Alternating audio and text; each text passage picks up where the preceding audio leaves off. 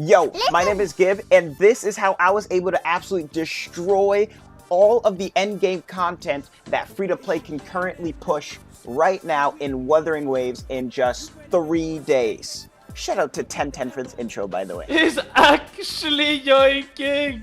Doing these strategies has allowed me to get up to 39 stars in the Tower of Diversity, which is like Wuthering Waves' Abyss endgame mode, and get to difficulty 4 of the hologram bosses, which get increasing difficulty at every stage and new movesets. And also clearing all of the depths of Illusive Realm. That one, I'm not gonna lie, is not that difficult. But without further ado, let's get right into it. So make sure to watch to the end to learn how I did it. And subscribe! Alright, so let's get right into it. First of all, I want to talk about my characters that I built and what my account is looking like right now for my day 3 of Wuwa. So I got pretty lucky. If you have not seen my wishing video, probably haven't. But if you want to go check that out, I have my 5 stars right now are Kalcharo, Ling Yang, Jian, and Jianjin, and then MC, I guess, but you know, it's MC. As you can see, I'm not using Ling Ling and Kalcharo because, you know, I am free to play and don't have infinite materials. So I have not been able to look into them or touch them at all. But I do plan on getting Kalcharo build up. I do like his playstyle. And there's also a buff in the Tower of Adversity here that is only for Electro on all of the floors, which is kind of crazy. That is literally like, no one can use these buffs. I guess you can get the 40% attack buff, but like the 30% electro damage is fat. And then they also have Impermanence Heron, which is Havoc, which is literally just countering me. So I can probably do the exact same progression I did on the Resonant Tower here, which is get through 1 and 2. I thought I could complete 3. I was looking at it, level 80. I was like, oh, that's, you know, that's probably something light. You don't realize that, first of all, the Chasm Guardian, Havoc, and my main DPSs are Havoc. I use MC all the time. And then on top of that, this is a 3-wave floor. So, yeah. You have to fight this Chasm Guardian, then you have to fight the Rocksteady Guardian after that. And that just took too long. Going into my account, though. So, my characters, I currently have been using, like, the most for my DPS and stuff like that. I have Jinjin, a Sanhua, Rover, Havoc. I do have a build for Spectro, but it's not leveled. But I'll probably need to level it soon, judging that I need to not be on Havoc. Or I could just maybe use my Jian or something like that. I have no idea. I will see. He's a work in progress. I'll load up his weapon a little bit though. This weapon is crazy, by the way. You get this from Dr. Wei, the crafting station behind him. I think this is the best free-to-play weapon you can have if you're not getting the 5-star Claymore off of the weapon banner. This one is insane. You just literally get unconditional 24% basic attack and heavy attack, and it's attack percent scaling. Only thing is it's a 3-star weapon, so it'll have low base attack, obviously, but you can accommodate for that with the various buffs in the game, like the Moonlight set and, you know, people's passives. I would like to add also, in terms of just a count building strategy, I highly recommend just building 1 or 2 DPS and your supports have, you know, they have back-end lower investment. Because with this, you know, you'll have tower set up, you can have a sub DPS and stuff like that. I built 3, and as you can see, my dungeon's lower invested than my MC because it just takes a lot. But as you can see, as you saw as well, I have a lot of cubes. So if I wanted to invest in dungeon more, I could. But she's been able to do what I needed her to do at level 50 right now. Also, another thing I want to add is I do not have Verena at all, and I probably don't plan on getting her. So my Jianjin build, she's sitting at 29,202. I'm running this Originite. I think this thing goes crazy. 26 crit damage for free. I was really having a tough time deciding if I wanted to level this or this. And I just feel like this one's got to be the one, you know? Free crit damage on a 3-star weapon. Low base attack. You can accommodate for that again, you know? Like this one, it gives you attack percent and then you get attack buff, but it's only after you ult. It's kind of garbage. My Echoes here. Nothing too crazy.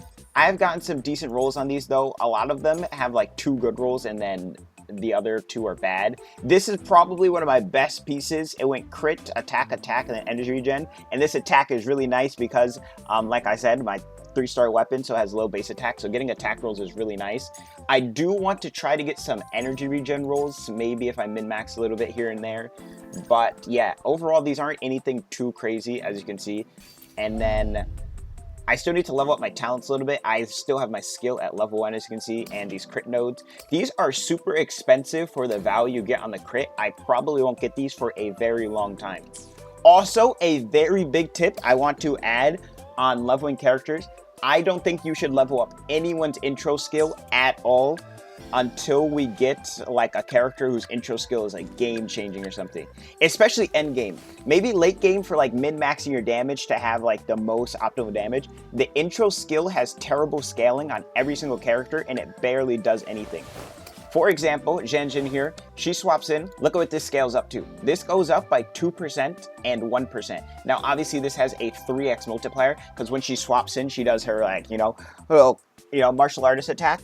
But let's go for someone that has like a one-hit attack, like the MC here. The MC skill damage goes up by 8%. That is garbage. That is not worth your materials when you could just be leveling up, your basic, your skill, your forte, your ult. So, Sanhua here, I'm still investing in, but I have been using her. I do have her inherent skill here. I do want to get her second one and level up her talents, but, I've been, a little scarce on materials. I can go get these realistically. I just haven't gone and done it because I'm still sitting on, what, 9 cubes right now. So I definitely can go get it, but, kind of holding out. I'm seeing what I can do with what I have right now. The cubes are like on the back line. They're on the back line. So Sanhua build, pretty simple. I do want to get it more invested in eventually. I'm using this energy regen weapon. This is really nice because Sanhua, she actually does a lot of sub DPS damage, even with the energy regen weapon like this. My Sanhua right now does like 1k damage ult and like 500 damage skills. And this is with a very low investment build. 400 attack. She has no crit at all. I'm running her on the Moonlit set because she is going in, doing her ult, her skill, and her echo, and she's swapping off right after that. So I want to get that buff to my DPS after she swaps off. I have C2 of her. I've got 2 copies of her. This one is really nice. Makes it so you get some anti-interruption. I feel like this is probably way better if you're going like an on-field DPS Sanhua. I do want to get a build for that eventually, but, as I said, can't build everything at once. But in the future, I'd like to do that. And then this one, the 15 crit is nice, but when you're playing her the way I'm playing, which is for her outro skill and sub DPS, you're not really doing 5 basic attacks. So that's how that is for Sanhua. MC build, my most invested in. I have them level 60. I'm running 38 150 of 1k attack. And I'm running the Commando of Conviction, which is what we got from the 4-star selector weapon box. You can also get another weapon from the Tiger's Maul. I have another video on that. Definitely recommend checking that out if you want to get another 4-star weapon box. Very nice as well. I'm running a 5-piece Havoc set. I usually swap this between my MC and my Donjin. Once I get to my Donjin, you will see. I'm running Dreamless. This Echo is absolutely busted. I love this Dreamless. This Dreamless is literally busted.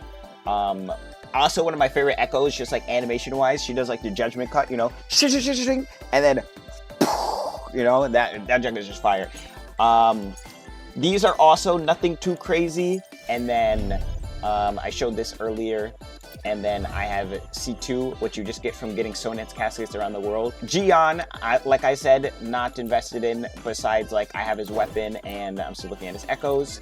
Donjin uses my MC build and she uses the Lunar Cutter. I don't switch the weapon between each other. Have her talents leveled and her inherent skill. Baiji, very simple to build. Baiji is literally, I have never put any EXP books into Baiji. I leveled my Baiji only from open world EXP, which is crazy because I looked at how much open world EXP you get per enemy you fight and it's like 10 EXP. But yeah, I have not done anything. I haven't leveled up her weapon. Her echoes are all +0. I either run her on healing set or Moonlight. I was running her on this set because I was running Zhenjin with my Havoc MC, so I wanted both of them to get the attack buff when I'm doing quick swaps. Literally none of her talents invested in, and I have C1, but this does nothing. I do want to add, though, Yuanwu is clutch for Tower of Adversity versus Mephis, because Yuanwu is the only character who adds toughness breaking to enemies. As you can see here, I use Yuanwu on these two. Yuanwu didn't really do anything on this one, I'm not gonna lie, but he's really good for the spare backs and he's good for Mephis. He makes it so that you can break the enemy more, and when the enemy's broken, you do more damage. So I definitely recommend trying to use literally a low invested in Yuanwu. You can just put him on Moonlit set, and you can put him on just literally defense pieces with nothing on them. And then for this half, what I did was kind of the same thing. I have my Havoc MC with Baiji on the first one, Donjin, and then Havoc MC for the Aches. Kind of like what I did here, except I did reverse here, actually. I did reverse here. Yeah, I ran Janjin on these two, and then Havoc MC on these, because Havoc MC is doing my most damage. Nice little combo. And Stable Zone you will clear no matter what if you're invested in. I'm not gonna lie. It's level 50 enemies. Not much like tips you really have to have for this. Your buff is that you get damage and energy when you're above 75% HP, so try to stay healthy. You do want some sort of grouping. I feel like the enemies on this can get pretty spread out when you're hitting a bunch of them at once, and there's a lot of ranged ones. These predators, they kind of split up from you when they do their attacks, which is annoying. The arrow predator especially, he sits as far back as he can sit.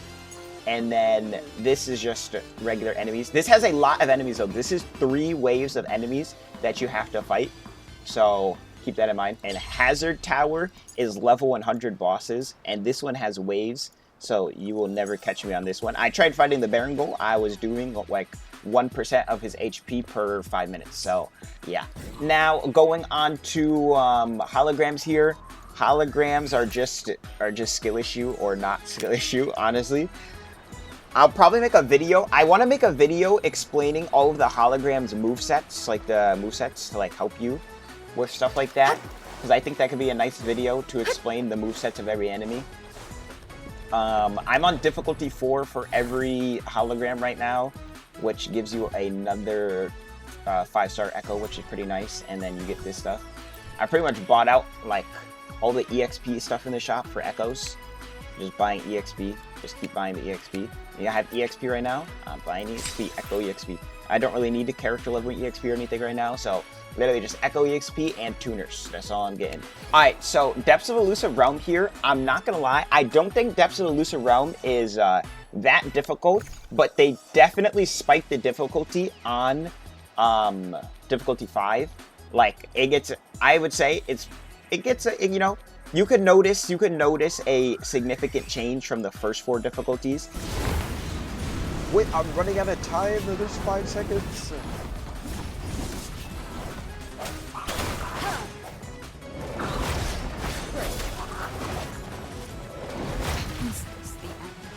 I tried to go for 1 parry, man. I tried to go for 1 parry. And they also don't let you use a trial character on difficulty 5 as well, which is definitely something to keep in mind. They do have Yinlin here, which is interesting. So whenever Yinlin comes out, you know, see me there. See me there. But yeah, on 1 through 4, you're able to have a trial character which changes throughout. Like you have Taoki and Yang Yang here. Difficulty 3, you have Jian and Baiji. The Thought Evolution here, you don't even need this whole tree to clear out all of Depths of Elusive Realm. I cleared out the difficulty 5 when I was here, and I only have this top row. I just went through all of the damage stuff right here, right? These bottom ones give you like fragments and extra HP, which can be nice if you know a little bit of skill issue, or you just want a little bit of you know, a little bit of padding on that. But and then at the end you get a nice little reroll, which is cool. But yeah, you'll get all of these very easily.